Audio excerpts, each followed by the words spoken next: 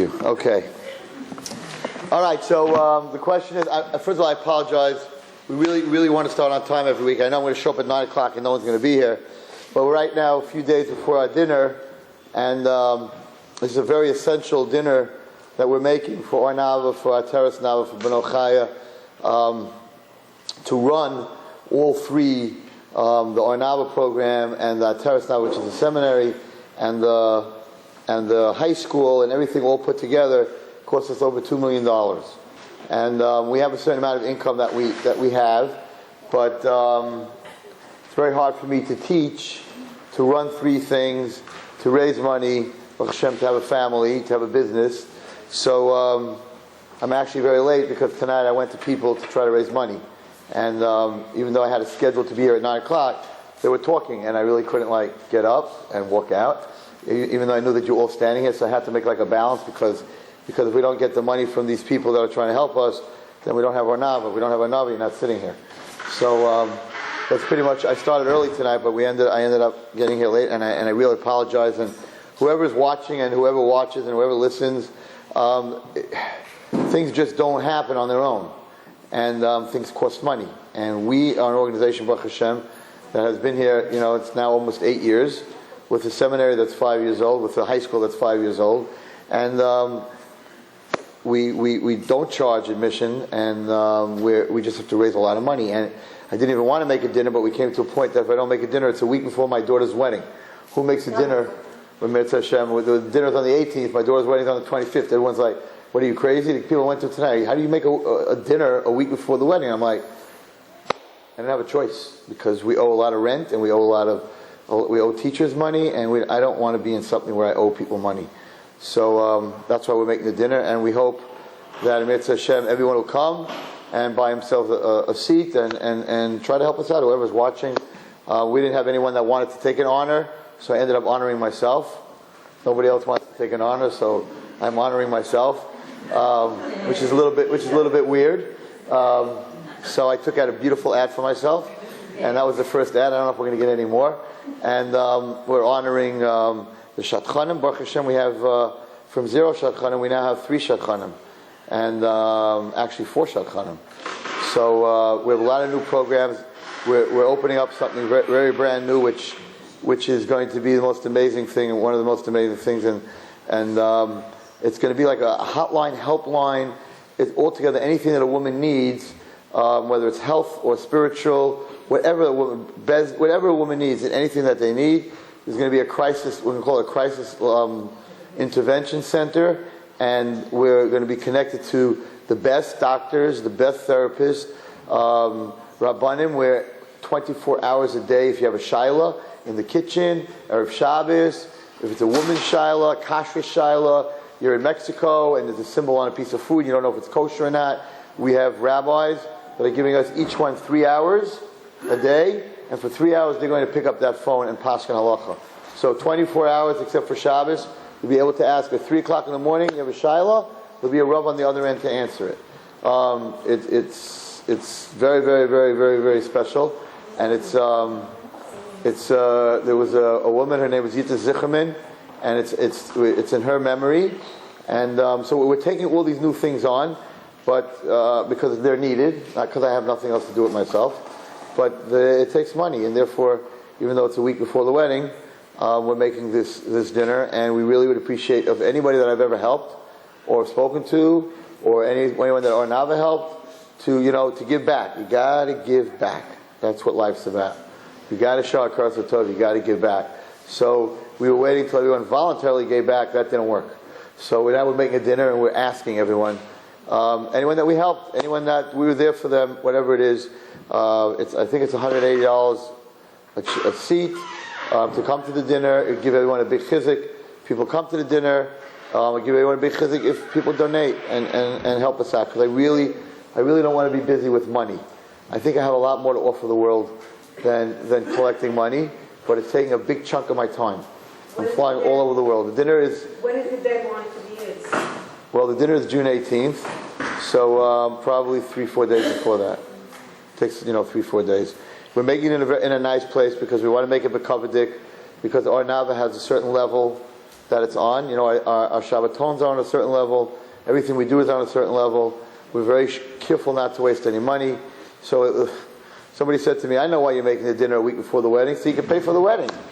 And I'm like, no, Rabbi Wallerstein has never, Baruch Hashem, had to or has taken a penny for anything that I do in the chinuch world. And my brother-in-law Yankee, who's my right hand, who has also never ever taken a penny for what we do. So the money that's given to our Nava goes to our Nava.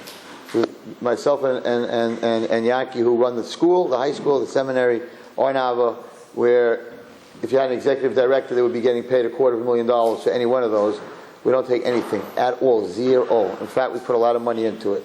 So I know there's a lot of people watching in Dallas, and a lot of people watching, and it would be very easy for me to give this share in my house, in my den, with a camera, and then the whole world could see it, and there'd be no Arnava, and it would be Rabbi Wallerstein's share, and it wouldn't cost me anything. Maybe a slice of pizza or whatever, but it wouldn't cost me anything, and there'd be no rent, and there'd be no teachers, and we just would give a share in a room. But it's not, Arnava is much more than a share. It's a place to get together, it's a place to exercise, it's a place to get to eat, it's a place to make friends, it's a place to grow, and that won't happen with me giving a share in my house. So we do pay rent, and we pay rent for the building next door, it's our seminary, and this is the one time a year where we're asking people to give back, and the only reason we're asking it, we haven't had a dinner in 4 years. Every school has a dinner every year, because we really try not to bother people. So if we're having a dinner, it means that we're slightly desperate, because there's no right, and you know, I'm not talking about other yeshivas. You don't have a right to hire a Rebbe or a secretary or use somebody's building, even to do the biggest mitzvahs in the world, if you don't pay them. So it's very nice to change 3,000 lives, but if you owe your teachers money and they don't have food on the table, and you owe a shul money and they don't have money to pay their bills, then you need to close up. And that's what my Rebbe told me. He said, Rabbi Wallerstein, you need to close up. You didn't pay your rent, you didn't pay your Rabbeim. Hashem doesn't like that. You're not gonna have siyata d'shmaya if you don't pay your people. You have to pay your people. In fact, there's a law in the Torah that you're not allowed to hold back payment overnight. It's one of the 613 mitzvahs. If you have a worker, you are not allowed, if you make up you're paying Friday, you're not allowed to hold it over Shabbos and not pay him. If you do, you're over a lav in the Torah. So if you have a goiter that works in your house, and you're supposed to pay her every Sunday, you can't make her wait till Monday. You have to pay people on time. So we're really going out very strong. And honestly, that's why I'm late tonight. I was in this guy's office and he was busy talking and I couldn't get up. And I was in Borough Park and it was a long ride. And I don't want to do that. So if we can make enough money, Mitzvah Hashem, on the dinner, then we don't have to run around for the rest of the year. And we'll be in a much better place. So what does that have to do with my shir tonight? I have to tie it in somehow.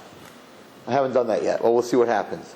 So my shir tonight is about post-Shavuos. Like pre-Shavuos, we talked about Rus and David HaMelech and Kabbalah Torah. Now what? It's now after Shavuos. And we have a whole summer ahead of us. And summer is bad. Because summer we have a lot of time on our hands. And summer it's hot. And summer is not a time of tznius. And it's a tough time. That's why we have Pirkei Avos in the summer. So here you're coming off, what are you coming off?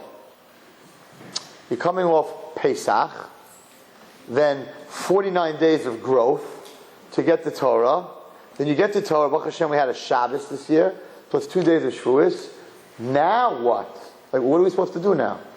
Like, what do you do now for the rest of the summer? Till you get to Tisha B'Av, which we hope this year we won't have. So what are you supposed to take away from Shavuos to help you get through the summer? That's what we're going to talk about tonight. So, I got a chance to learn Baruch Hashem Shavuos night and Shavuos day, the second day, and I picked up a sefer, a book that was very Kabbalistic, and it brought a lot of stuff down from the Zayar, and I wanted to learn what it has to say about Rus, because I learned all the medrash, not all, but a lot of the medrash on Rus. I wanted to know what's the Kabbalistic behind what happened with Rus. So there's one point that I want to take out of what I saw. And it says the following.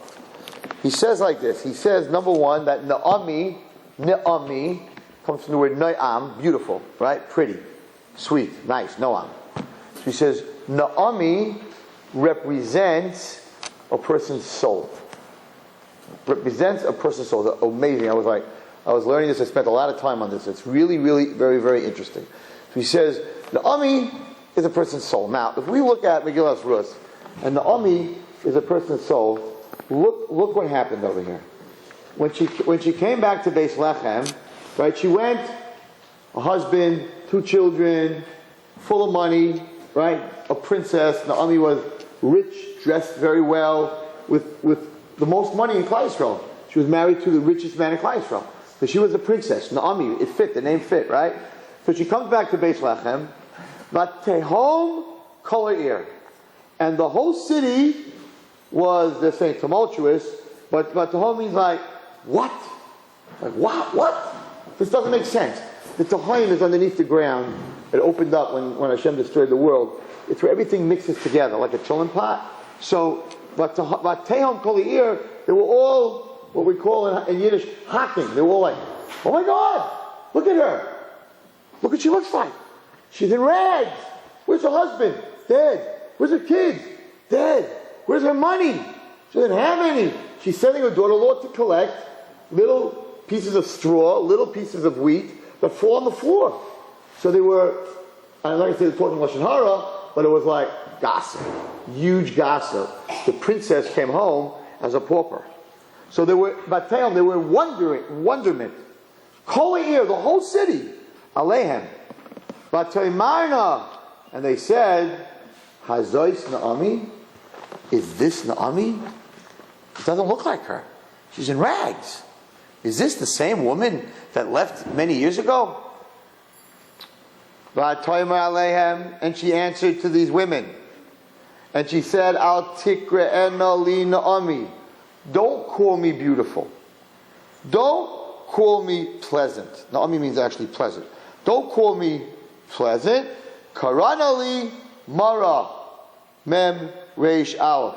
Call me bitter. Ki hema shakali me'oid. Because Hashem has dealt bitterly with me. Now, Chazal asked a question. Naomi was a tzadekista. Right? What's the way that we learn you should be when you're going through hard times in life? You should come back and kvetch. You should come back and complain what Hashem did to you. You should say, I accept it. It's for my good. Hashem doesn't give you a test that you can't pass. You know all the stories, right? That you get when something's going wrong. So the tzadekista of the generation comes back and says, don't call me nice. Call me bitter. Do you know why? Because God, right, Hashem, treated me very bitterly. Is that how a tzadekista talks? Hashem treated me bitterly? What does this mean? And she says, Ani malei halachti. I went, when I left originally, I was full. Reikam heshivani Hashem. And God brought me back empty. Lama tikrana li nami. Why are you calling me? How could you call me Nami? Right? So she's complaining, it seems to be. Well, Hashem onabi b'shaka herali. And Hashem went against me, testified against me. And he brought this misfortune to me. So this is the first kasha. What does this mean? She's a tzaddik, so she should have said, Gamzu l'toiva, I'm a kabbalah, I accept everything that happened, that I lost all my money. What's going on over here? So Chazal say that she wanted to teach all the people a lesson. And she said, don't think that stuff just happens. Stuff doesn't just happen. So she was very clear. Because I left Israel, when the Jews needed me, when we had all the money and people were knocking on the door and we didn't give them food, don't think that it just happened that we went to Moab and my husband did a couple of bad business deals and my husband got sick, he had a heart attack, and then my kids got sick. No. Hashem Heimar Ali. Nothing just happens. Hashem did this to me and I had it coming to me. Because we were supposed to give tzedakah, we were supposed to help people, and instead we slammed the door on them, and then when that wasn't enough, we took all our money and we left. Don't think that this just happened to me. She wanted to teach Klal Yisrael a lesson. And she said, God judged me, and God treated me like this because this is what I deserved. This is what's supposed to happen to me. Now, in this Sefer Kabbalah, he says the following. He says, Na'ami's a neshama. So she's saying over here that, so we know that the neshama, when it leaves the other world, so it doesn't want to come here. No one in this room, believe it or not, none of us, including me, wanted to come here. We were all in the next world, and the neshama, that's its world. It's like putting a human being in the zoo. It's not my world. What are you putting me in the ocean? I don't live under the water. I'm not a fish. I'm a human being. A neshama is a spiritual being. So this is a physical world. So it doesn't want to come here. It wants to go home. It wants to be home. Its home is in the spiritual, emotional world, not in the physical world. So it doesn't want to come here. But for whatever reason, whether it's Tikkun or Gilgul, for whatever reason it needs to come here, right? So HaKadosh Baruch Hu, it says, goes to every soul, and he says, I'm sending you down to a world. I have it in the Reishis Chachma, which is a Kabbalistic sefer. He goes through the whole discussion between the soul and God before it comes down to this world. So the soul says, I don't want to go. So Hashem says, what do you mean you don't want to go? You know what you have in that world? You have apples, you can make a bracha on, you can go to the bathroom, you can make ashayatza, you can put out tzitzis, you can light Shabbos candles.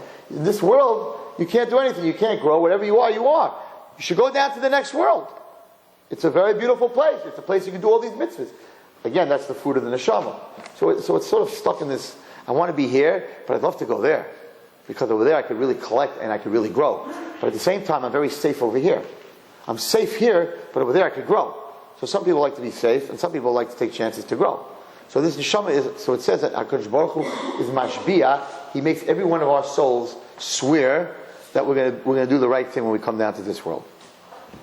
And the neshama, sort of the last second, gets very excited, because when it's sent down to this world, and it comes into this world, it realizes that it's getting matched up with a body, and that body can do the 613 mitzvahs. Without a body, I can't put on tefillin if I have no body. You can't light candles if you have no body. Right? You can't make a bracha if you have no body. So it's sort of upset, but at the same time it's very excited. So when Naomi said, because now Naomi is the soul, so what happens? Very sad story happens. They both came to Beis Lechem. What's both? The guf and the neshama. The body and the soul together. But he came to Beis Lechem. I don't have it's here. But he came to Beis Lechem when they got to Beis Lechem, right? When they got to Beis Lechem, Batehom, color ear. When they come to Shemayim after 120 years, the Malachim are like, what? Your parents and your relatives that have all this excitement because when the neshama leaves the world, they give the neshama a bracha. You should come back with a crown on your head and mitzvos and Gan Eden, and it's a big trip. It's 500 years to go back to the next world. That's what it says, whatever that means, right? So this neshama comes back to the next world, and they're all waiting to meet it. So it came down to this world. It was a baby. It was a purely clean neshama. It had all this potential, all this excitement. When I grew up, I remember when my wife, we didn't have kids for the first 4 years.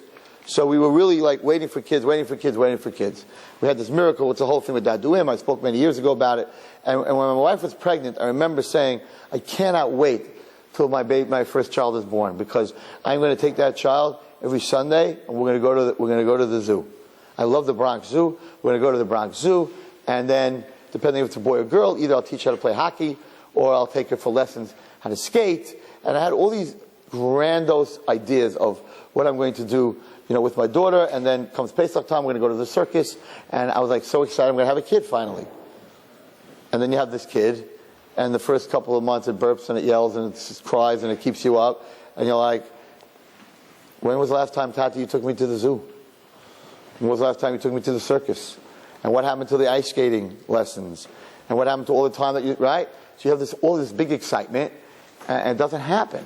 Because when you don't have something, that's when it happens. So over here, he's saying that in Shemayim, you come back, you have this potential, and you come back, and they're all like, what happened to you? Where are the mitzvahs? Where's the chesed? What are you coming back with? Money? Power? A degree? A doctorate? What? 2 cars? 10 bathrooms in your house? In the next world, bathrooms are not worth anything. Money buys nothing. Covered buys nothing. Friends, they're not there. So, what do you have? What did you come up with?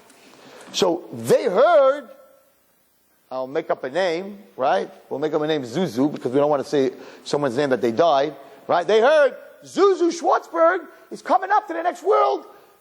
We heard so much about her. But Tehom, and they're shocked. She has no mitzvos. She has Lashon Hara. She has 900 friends on Facebook. She has unlimited minutes on her phone. She spent 80% of her life doing nothing. And they're like, Hazois Naomi? This is what the Kabbalah Sefer said. Hazois Naomi, is this the soul that left with everything? Is this the soul that left with everything and has come back to the next world empty-handed? This is what it says. This is exactly what happens in the next world. And the soul says, Ani Malaya Halachti. I came down in the world, I was going to fill up. I was going to take her ice skating. I was going to go to the circus. I was going to take her to the zoo. I was going to spend time with her. I was all excited. I'm going to take this to Shama, and I'm going to be at Snua, which is a different subject in the summer, about how people get dressed. I'm going to be tznius, because that's my tzitzis. That's what I wear every single day when I look in the mirror, and I'm like, why am I dressed like this? Why am I not dressed like the goyim in the city in the summer who are wearing absolutely nothing? Why am I wearing a long skirt and a long shirt, and it's so hot? And the answer is, because Hashem wants me to. And that's what I'm supposed to do. So you're wearing tzitzis the whole day, because it reminds you of Hashem, the way you're dressed. Right? So instead of coming up like that, all the malachim and everybody who's waiting for you, your grandparents, your great-grandparents from the Holocaust, who died to be Jewish, and they heard their granddaughter is coming up to the next world, and they're all waiting at the door, and they want to see her walk in, and she walks in with tattered clothing and ripped clothing, because a person's spirituality in the next world is how they're clothed. They're clothed in light. They're clothed in or the light of mitzvahs, or they're clothed in dark, in black, and everybody in the next world knows exactly what's going on. So when that neshama comes up and there's no light, because they spent their whole life chasing nothing. So she says in the pasuk, Ani Malaya Halachti, I went full, V'reikim Heshivani, and I came back with nothing. Al Tikri Na'ami, don't call me beautiful. I'm not beautiful. Call me Mara. What's the most bitter thing in the life? The most bitter thing in life is finding out that you had potential and you didn't use it. If you don't have potential, so what do you want from my life? I had potential and I didn't use it. I was 7 hours on Facebook. I was 7 hours on my internet. And for 7 hours, I couldn't make kids smile in a hospital. Autistic kids, Down syndrome kids, cancer kids, regular kids. How many girls are 7th graders and 6th graders and little 4th graders and 3rd graders, and they need tutors because now it's coming in the finals. It's June, and they don't know how they're going to pass. And their mommy helped me, and mommy says, I don't have money for a tutor. I can't pay for a tutor. But every single girl in this room is smart enough to help a 4th grader. So instead of wasting your time watching stupid DVDs that are absolutely a waste of time, totally. Wallerstein, you're out of touch. No, I'm in touch. Because you're going to watch a DVD and you're going to cry because this and this actress has cancer and she's in love and she's dying in his hands. And at the end of the movie she dies. And all the girls that are watching, what a great cry. It's a good cry movie. And you wasted those tears. They're going to do nothing. They're going to fall to the floor and fall in your tissue, and they're not going to help anyone when you could have cried for a Jewish person who's sick. And those tears go into Hashem's jar of tears. And when that jar is full, Mashiach's going to be here. But no, you wasted those tears on someone that just died in a movie, and you went back to Blockbuster and you rented another movie. And she's back. She's alive. She's in the other movie. Tchias HaMesim. How did this happen? But I just cried about her. And in this movie, she's a superstar. Rock star. Aren't you sick? The last movie you died. I saw the flat line. You were dead. Everybody was crying. How'd you get back? And then 2 weeks later, she's in another movie. Mamash Tchias HaMesim, over and over and over. For years. dying and living, you're watching it. What do you come up with at the end of your life? 0. So those 8 hours that you spent that week watching Bluff, watching an actress, she's not even real. She walks. I think, honestly, that they should take every kid to a set, to a Hollywood set, like on Avenue M, and they should watch the making of a movie and realize that right after that scene you cried, she got out of bed or she got out of the chair and she just walked off to get her makeup done. So you fool are watching this and crying over this girl, right? And it's just a scene that they've taken, and then 2 seconds later she's getting up. Give me a Coke, give me some pizza. And you were crying that she died. And she hadn't eaten in 2 months. You watched her die. And you're crying. Meanwhile, it's an actress. And the Malachim are like, what are these human beings? Hashem gave them this gray mass that he put in their head to think.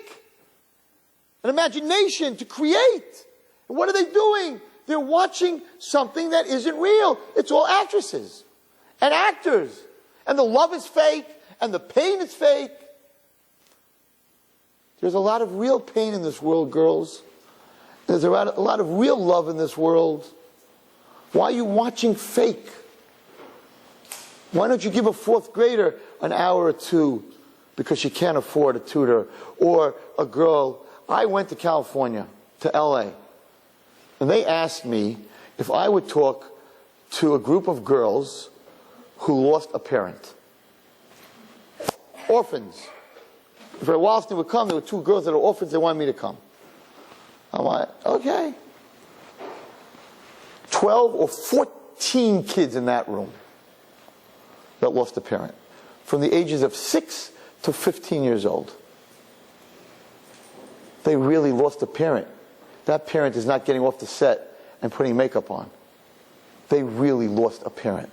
They really need chizuk. And I sat around in the middle of a circle of these kids, and I spent 2 hours talking to them. I should go watch a movie? A fake movie? I should waste my time with a DVD when I can talk to 12, 14 children who are in pain? I'm not that stupid.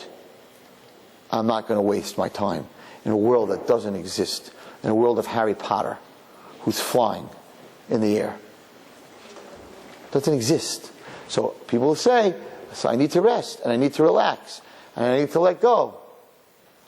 Go take a kid to the park. Take him to a Yankee game. Take him ice skating. Take him to Bear Mountains. Take him to a place where you're going to have fun. There are a lot of kids out there that can't afford to have fun. But we're so busy. And in the end, we have nothing. We come up with nothing, with 0. Time is the most precious thing we have. Use it. The whole thing of a teenager is that they kill time. That's their whole destruction of a teenager. They're young. Their brain has an imprint that they don't forget anything. They have energy, and they're killing time. You get older, you realize how precious this is. You stop watching movies. 50-year-olds don't watch Harry Potter. What do you think happened to them? They got old and stupid? Why aren't they watching Harry Potter? And the answer is, why am I watching a kid flying on a broom? It's not real. There are a lot of kids out there that need my help. I'm spending 4 hours watching something that doesn't exist when they're so... And today, how many children from 1st grade and up, how many disasters of mothers that die with cancers, and they have these little orphan kids and nobody gives them attention? And here you are sitting here and you're 7 hours on Facebook? Or 4 hours on Facebook? 4 hours you could give a child or even an adult? Or go to a nursing home and make an old person smile because nobody has spoken to them nicely in the last 12 years? And you show up and you just sit there and you make a joke and you let them talk about the old times?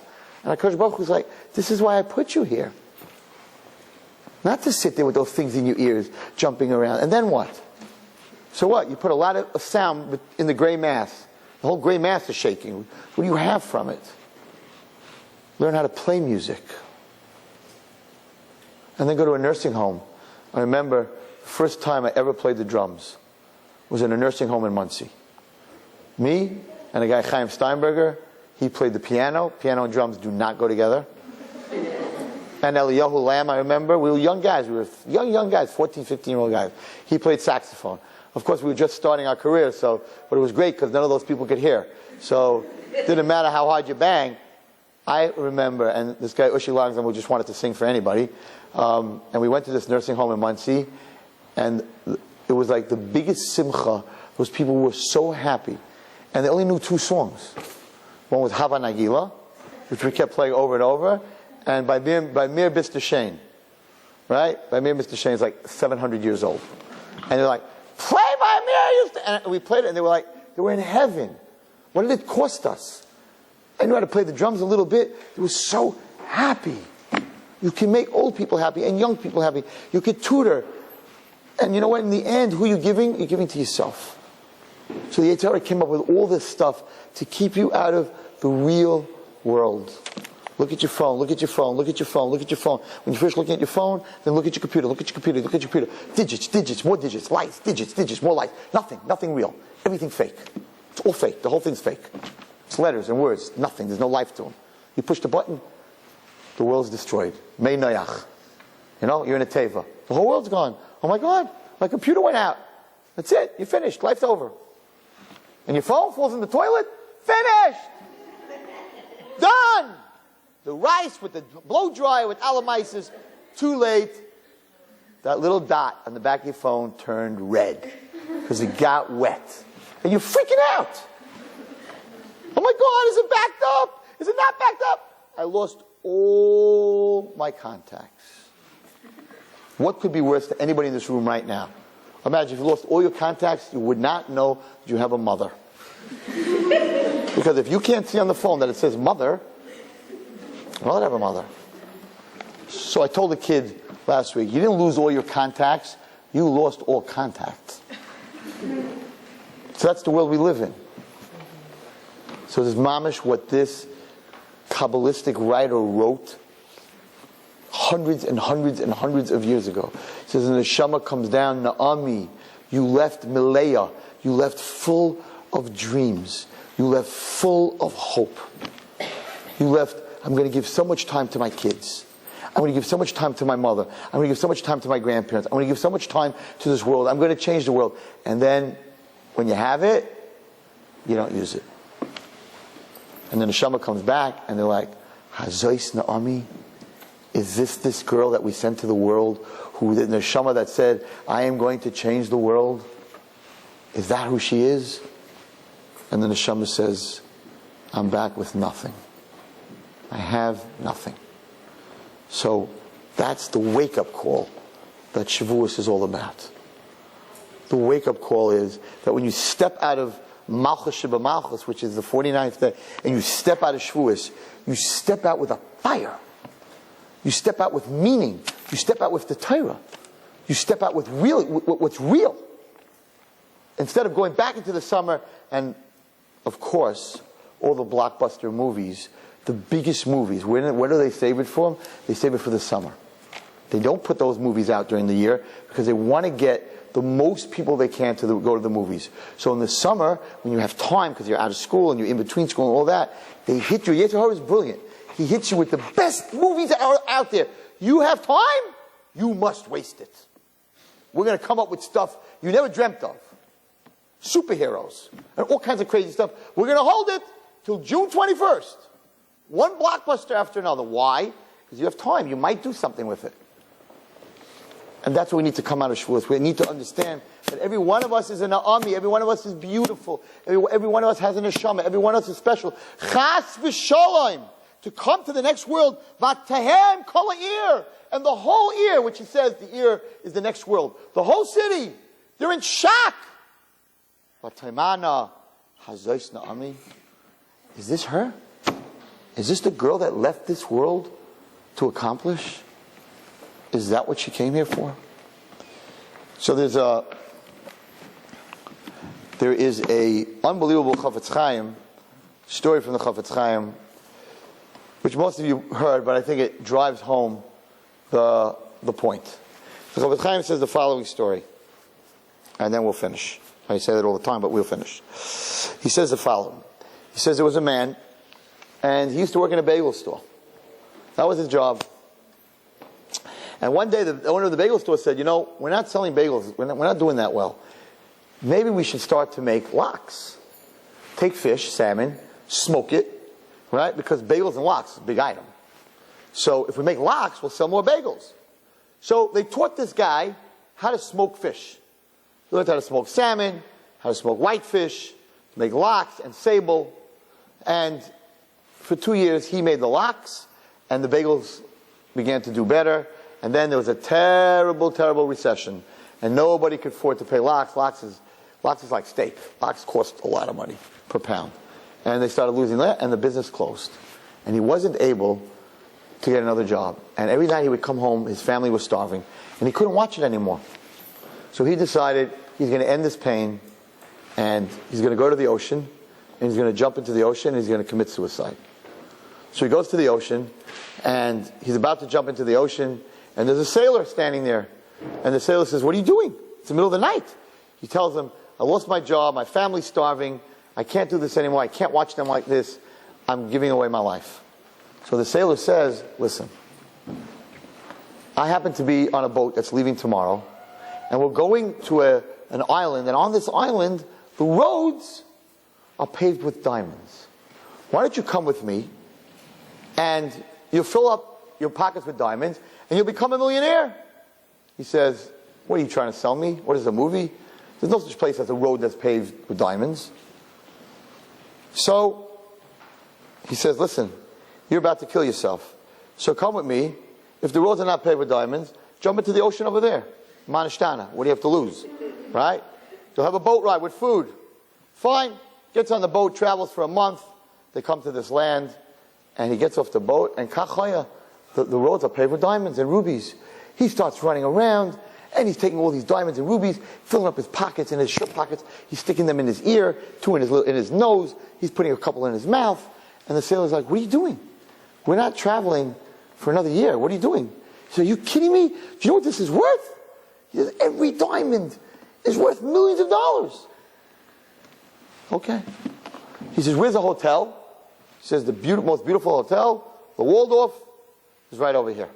He goes to the hotel. He walks in, says to the guy behind the desk, "I want the whole top floor. I want the penthouse, the whole top floor, and I want everything you have on your menu, room service, I want you to send to my room." The guy's like, "Okay, you got the Black American Express card?" He says, "What do you mean, Black American Express card?" "I have diamonds." And he takes out a big diamond, and he puts it on the desk. The guy picks up the diamond. He says, "You want to pay with this?" He says, "Yeah." He says, This is worthless. Worthless? I know a diamond when I see one. It's worth millions of dollars." He says, "Get out of my hotel. You want to pay with rocks?" He says, "They're not rocks, they're diamonds." He says, "You fool. Why are diamonds worth money? Because they're scarce. There's not a lot of them. Here, the whole roads are all paved with diamonds. Diamonds are worthless." He says, "So what's worth something here?" He says, "Not this. Get out." And they take the security and they throw him into the street. He's laying there in the street. He's like, "Oh my gosh, all these diamonds and I can't do anything with them." Takes them out of his pocket, takes them out of his jacket, takes them out of his coat, takes them out of his shirt, throws them all on the floor. He's looking for a job. He finds there's a bagel store. Comes to the bagel store. He says, "This is what I used to do as a kid. When I was young, I know how to make bagels." "We don't need you to make bagels. We need to get the store going." He says, "Do you guys have salmon in this country?" He says, "We have salmon." He says, "You have lox?" "What are you talking about?" "You have smoked fish?" "What are you talking about?" He says, "There is a fish that in the country I come from is only for kings and queens. It's called lox. I'll show you." And he takes the salmon and he makes lox and he puts it on the bagel and they bite into it and they never taste anything like this. And they're like, "This is amazing." And they open this store that sells bagels and lox. And the king hears about it, and everybody wants to buy lox, and they start raising the price and raising the price. To make a long story short, this guy becomes a multi-millionaire. He opens a lox store 2 blocks away and a lox store 5 blocks away. He's got this whole chain of bagels and lox, and he owns it. And now he's making a lot of money, and he's living in the hotel, and he's doing very, very well. And the year is up. And he tells the guys that he works for, "Listen, I have to leave. I'm going back to my country." And lox was like $50 for a little piece, whatever. He says, "So how much am I worth if I sell my business to you guys. And they're like, $12 million? He says, okay. So I'm going to take $12 million with me, pack me up barrels of locks that are worth $12 million. So they take barrels, 200 barrels, they fill it up with locks, they weigh it, worth $12 million, puts it in the boat. A month later, they're traveling, it's a month trip. Like 2 weeks later, they send a homing pigeon as a message to his wife. I'm coming home, I'm a multimillionaire, I sold my business for $12 million. And she goes and she runs to the mayor, and they're like, okay, when he lands, we're going to make a big parade, because now he has money, right? Before he was a pauper, now he has money, we have to give him a covet. So the boat lands, and they get this big parade, and they're playing music. Welcome home, Mechel. Right? $12 million. And they go to the bottom of the boat, and they take out these barrels, figuring the barrels are full of cash, gold, diamonds, something, right? And they open up the barrel, and of course this is locks that's been in a hot bottom of a boat for a month, and they open up the barrel, and it stinks. You can imagine. And they're like, what's this? I'm like, he hid the diamonds underneath the fish, because if pirates come, right? So they put their hands in, right? And they start pulling the old, disgusting fish out, looking for these diamonds, and there's nothing there. One barrel after another barrel after another barrel. And his wife's like, what are you talking about? You brought home dead fish. Smelly, stinky, dead fish. Are you crazy? What did you do here? He says, you don't understand. In that country, locks was worth more than cash. She goes, but you're not in that country. You're in this country. Locks is not worth anything if it's a month in the bottom of a boat. This is gross. You're telling me you brought home nothing but locks? And he faints straight out. He realizes that he got so used to the country that he was in that he took all the diamonds and he threw them out of his pockets, and he came home with a stinking of fish. And they carry him back to his house, and he's laying on his bed, and his wife takes off his jacket because he's out.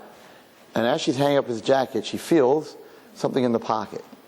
And she puts her hand in the pocket, and there's a hole in his pocket. And she puts her hand through the hole, and there at the bottom of the hole is a huge diamond. And she takes out the diamond, and she wakes him up, and she says, look what I found. One diamond. How many more were in your pockets? And he says, you don't understand. The first day I got there, I ran around, and I took diamonds, I put them in my pocket, then I found bigger ones, I took those, I threw them out, I put the bigger ones, then I found bigger ones. He said, I had in my pockets, in my ear, in my mouth, in my nose, in my nostrils, I had diamonds coming out of everywhere. He says, and I threw them all away, because in that country they were worthless. And look what I came home with. I have now enough food to eat, but I came home with one diamond.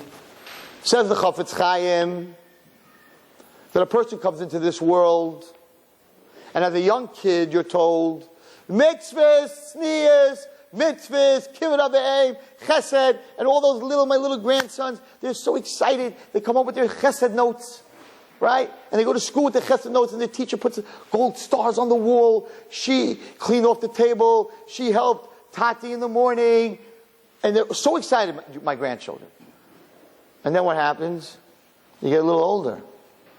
And you're like, they're selling candy in school, a bar of chocolate. And you walk up to the Mora that's selling the chocolate, and you're like, could I have a chocolate? And she says, did you bring $1? And you're like, I don't have any money, but I have a chesed note. And they're like, that's so nice, you'll get a star, but you can't get chocolate for a chesed note. You can't walk into a car dealership and say, I'd like to get that Honda Accord. Sure, you got a credit card? No. What do you got? I'm really tznius. All the time. Even in my house. Guy's like, huh? So what happens is, we get used to in this world that mitzvahs and tznius and chesed has no value. Because you can't buy a house with it, and you can't get a car with it, and you can't even get a bar of chocolate with it. And we start to take, girls, as we get older, all these diamonds that we were excited about in first grade and kindergarten, even in second and third grade, and we start to take them and we start to throw them away. They start to become unimportant. Because in this world, you don't get anything for all these mitzvahs. That's for the next world. And we start to replace it with a stinking of fish, with shoes, 100 pairs of shoes. Baruch Hashem, 20 of them have red bottoms. Woo! woo. Come up to the next world and they're like, so Chanallah, what do you have to show us? And she's like, check out my shoes. They have red bottoms. They're $800 a pair. They're $400 for one. Do you realize that the heel is worth $120? Just the heel by itself. And we if you think about the human being, you can get so psyched that having a red bottom of a shoe is worth $800. Yes, they talked you into the shoe is softer and it's more comfortable. Baloney. The cheapest shoes, the ones that are the ugliest, with the rubber bottoms, those ugly shoes. I don't want to name the brand because they might sue me, right? That when you walk out, they think that you've been a nurse for 40 years, like in an old age home or something, right? Those are the most comfortable. Nobody's spending $800 on them. So it has nothing to do with comfort. They sell that to us. We live in a world that they get us to take all the diamonds out of our pockets and throw them away. And comfort is important, and beauty is important, and all this stuff is important. And slowly but surely we get rid of all the diamonds, and then like it says in the Sefer of Kabbalah, we come up to the next world, and they heard that you have all this good stuff, and they want to see it, and you open your barrel, and out comes computers, and iPads, and DVDs, and all this nonsense that we're wasting our time in the world, and the Malachim are like, where's the good stuff? Where are the mitzvahs? What'd you do with those 8 hours? And then we realize it's too late. And we brought back to the next world, Fashtinkin a fish, says the Chafetz Chaim. Don't let the world get you to take the diamonds and throw them out of your pocket. Kivut of the aim. You have parents. You have a mitzvah. My Rabbi Gamliel, it's very scary. When he said to me, there's only one mitzvah. Listen to this very carefully, everybody in this room. There's only one mitzvah in the whole Torah that expires. And that's Kivut of Aim. The only mitzvah that's not forever is Kivut of Aim. Because once your parents are not here, you can't pick them up and give them a ride. You can't help them. They're not here anymore. So you could do Kivut of Aim, you learn Torah, but it's not the same Kivut of Aim. So he says, it's the only mitzvah. I remember when he said to me, because my mother, he says, don't ever forget, because he lost his mother when he was very young. He says, the only mitzvah that expires, that's not forever, in the Torah, is Kivut of Aim. If you have a parent, don't wait to the funeral to hang on the coffin and start screaming, I'm sorry, Mechila. Why couldn't you do that when your mother was alive or your father was alive, and you could get a hug and a kiss and a smile and make them feel good? Once they're in the box, it's very late. So if you have parents, it's a mitzvah every day, every single day. And that's one of those diamonds that we throw out of our pockets because it's something that we just get used to. We just get used to. There's two people that you think will never die. Your Rabbi, they say, your teacher, and your parents. You just have this in your head. They're always going to be there. But they're not always going to be there. My wife just left today to her father's yard site, which is 10 years he's not here. My father's not here 13 years. I sat and watched Swiss night, fathers learning with their sons. I don't have, my father can't learn with his son. I don't have a father. And I didn't realize that. I have to admit myself, my father always asked me to come. He lived in Muncie. I lived here in Brooklyn. He always said, come out once a week and learn with me. He was 67 years old. I was like, okay, but not, in a couple of years. And it never happened because he died at 67 from cancer. I thought he would die when he's 90. But that's not, we don't control the world. So yet never ever did I go to Muncie to learn with my father. I missed out. All those years of wasting time. I could have sat with my father. I don't have him anymore. That mitzvah expires. You need to grab it with both hands. And even if you don't get along so well, it's for you. It's a selfish mitzvah. The Torah tells us it's not for your parents. It's for you. You do Kivut of Aim so you should live long. Not so they should live long. It's the most selfish mitzvah in the whole Torah. There's two of them. Shluch HaKan, you live long, and Kivut of Aim. It's for the person who does it. So you have parents, and you have a summer, and you have time, spend it with them. Don't spend it, watch some actress who's a faker. Spend it with the real people in a real world. And that's what it's telling us over here. Na'ami, you're beautiful. Your neshama is beautiful. The neshama comes down to this world with potential, Malaya, full of excitement, full of life. Don't throw that away. Don't get used to it. A wise man said, never get used to life. It is such a deep word. Never get used to living. Because the minute you get used to living, you are no longer living. Because it doesn't mean anything to you anymore. Don't ever get used to living. Every second you're alive, it's like a surprise. Wow, another second? This is amazing. What can I do with it? Not another second. That's what I'm supposed to have. You can sit in a shir, and the rabbi can be screaming and yelling at the top of his lungs about life and about every moment in life, and we're so sick. The Zecharia has us so wrapped that while you're listening to a shir, where someone is putting his heart on the table and telling you, don't get used to living. It's a present. Every second. Don't waste your time on digits and movies. At the same time that he's speaking, you could be sitting in your chair playing with your phone. That's how disconnected, how sick we as human beings are. Someone's trying to give you life and give you a meaning to life, and at that same time you're sitting and looking at your phone and texting and laughing. So disconnected from this world. That is what the Satan has done to all of us. Just take all the good stuff and throw it on the floor and collect the dead fish. It amazes me that I give classes in public places and the people, and I'm talking on the subject, and doesn't mean a darn thing. So why are you coming to the class? What for? Homework assignment? What are you coming to the class for? If you don't want it, you can't have it. Life is every moment. You got to be excited when the shir is over, when the shir is on, when your parents are there, when your parents are not there. Don't take it for granted. Don't get used to life. If you walk out of here with anything I said tonight, don't get used to life. Every second is exciting. Every second is special. Every second is a matana, is a present. How many people this Yom Kippur are not going to be here anymore that were here last Yom Kippur? A very close friend of mine who's younger than me. Last Yom Kippur stood next to me. He's no longer here. You can't take anything for granted. So walk out of here tonight, not down, not depressed, but just the opposite. Excited. And he Malaya boss said, I came with everything. You got everything. What do you got? What do you mean I got everything? I don't have a shidduch. I don't have money. I don't have a job. What do you mean I have everything? You have life. That's everything. Because if you have life, you can get a shidduch, and you can get a job, and you can get money, and you can have children, and everything can happen. If you have life, you can work on all those things. You don't have life, it's over. So Shavuos is past us. Now it's time to get excited. So my bracha to everyone here is that every second of your life should be an exciting second. And you should use it for good things.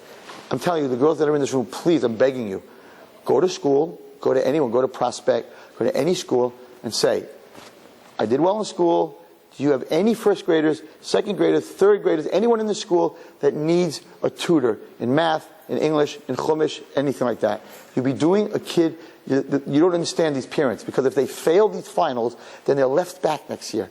A kid that's left back is going to end up off the derech, end up on drugs, end up in the worst place in the world. You can save a little girl or a little boy. Everyone in this room.